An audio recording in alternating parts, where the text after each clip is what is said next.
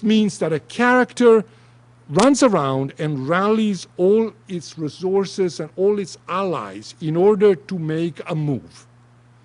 And this inevitably introduces an imbalance in the plot. It's a cluster of episodes that are all tilted in the same direction, so to speak. Ideally, in the long run, in the novel as a whole, there will be reciprocity, right? The balance will be restored, symmetry will be restored.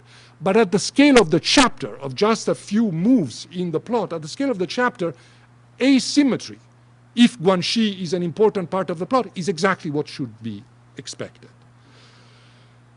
And a novel which is asymmetrical at its small scale and then restores symmetry at a higher scale, this is a very interesting, very unusual construction. So far, I've looked at how an individual character contributes to the shape of the network in these chapters. So turn the matter around for 1 minute and see how this system of relations shapes the individual, which will be my last network. This is, chapter 8, and what happens to Bao Yu there in the center. At least three distinct episodes. At first, he has a very important meeting with his predestined bride, who is Bao Chai. It's mediated by her maid, Oriol. Then he gets drunk in the sort of the south part of the network, despite Nani Lee's vigilance over him, amidst all sort of banter from various characters.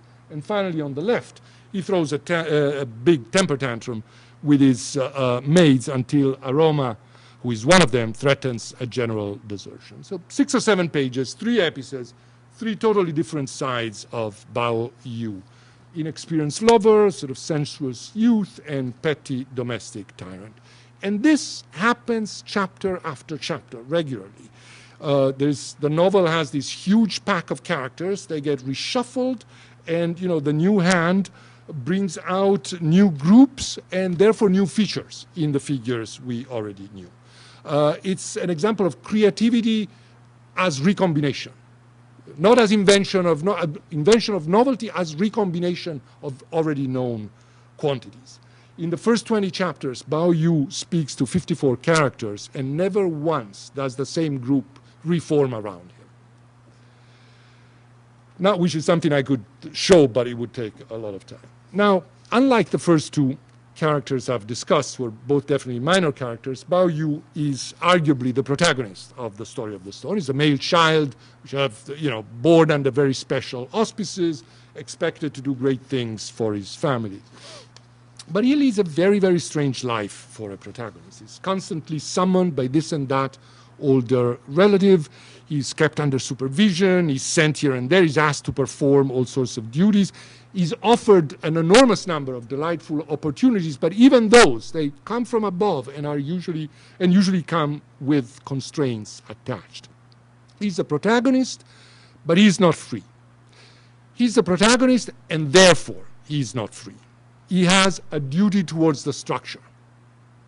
This is the total reversal from what we are used to expect from a protagonist. Is this relation-based social structure. It's the one for the many rather than versus the many, to change Alex Wallach's title. Think of Elizabeth Bennet not going off on her own to Pemberley, but kept at home to shape and organize the life of her sisters. This is what Bao Yu, the protagonist, is basically asked to do. This is an issue that had come up already, and it's network theory and Wallach's theory of character.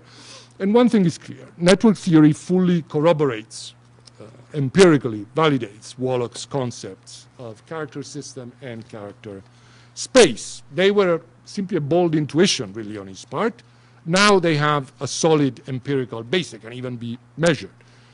The protagonist, however, which is very important, even in the title, the one versus the many, that's a much trickier case, since at least these first networks suggest much more of a continuity between the one and the many than a categorical break. The strong protagonist, the one which is indispensable to the existence of the network, Hamlet, being so far the exception rather than the rule.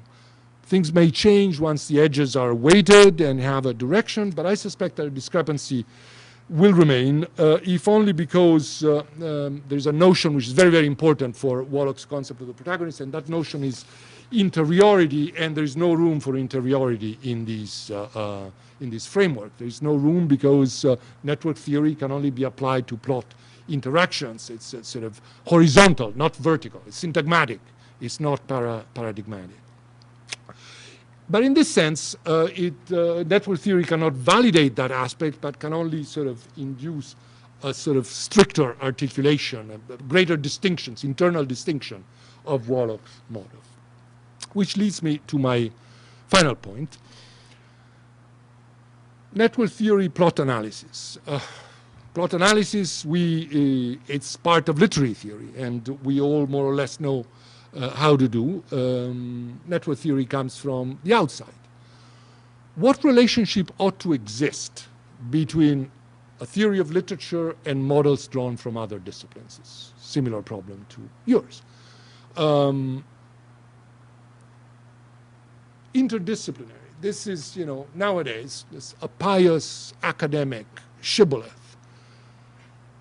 What do we really want from it, aside from this veneer? Something new from the outside? Sure, something new. But new how? Vis-a-vis already existing theories. A paradigm shift? Paradigm shifts are always very exciting, but the trouble with them is that they usually presuppose a field mired in Ptolemaic epicycles. Is that where we are? Some people think so. The Darwinian collection, The Literary Animal, which I was discussing at lunch with some grad students, quotes, which is Darwinian study of literature, quotes about 700 works, and among these 700, there is nothing by Adorno, Auerbach, Bakhtin, Barth, Benjamin, Benveniste, Brick, Curtius, Eco, Frey, Jacobson, Jameson, Lukács, Shklovsky, Spitzer, Todorov, Tomaszewski, Tinianov, or Weinrich. They do quote Prop once in a footnote, but one gets the feeling that for them, a century of literary theory is a complete waste of time. Just throw it away. I disagree, and I think that when we look to external models, we should look for something important, but in a different key, not so much a new dawn for literary studies, but rather a broader framework for those theories that already work well. People are often surprised that, I've forced myself to study evolution, cartography, statistics, networks, other stuff, and then I keep quoting Shklovsky and Auerbach and Barth all the same, all the time. But they actually miss the whole point, which is that evolution, say, is a fantastic theory.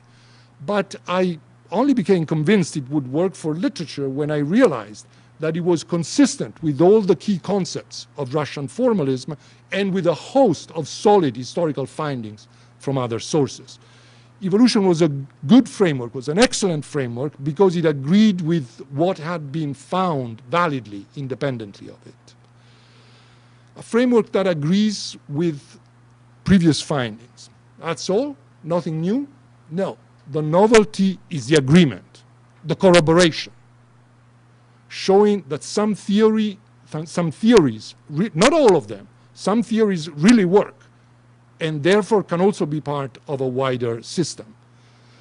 For science, Stephen Jay Gould once wrote, "Fruitful doing matters much more than clever thinking."